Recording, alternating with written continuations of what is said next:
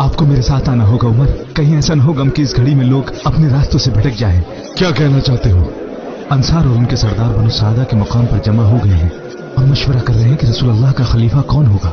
मुझे लगता है वो सारे लोग साद इब्न इबादा को खलीफा बनाने के हक में हैं। फौरन जाओ और उम्मुल मोमिनीन आयशा के घर से अबू बकर को बुला कर लाओ। अभी जाओ।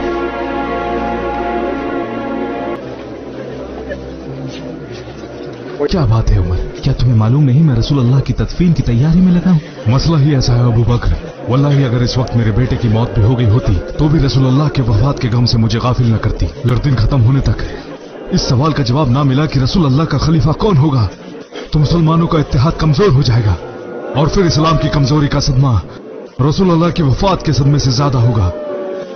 ये मुसलमानों के मुस्तकबिल का सवाल है। वल्लाही इस्लाम सबसे पहले है या साहब रसूल अल्लाह।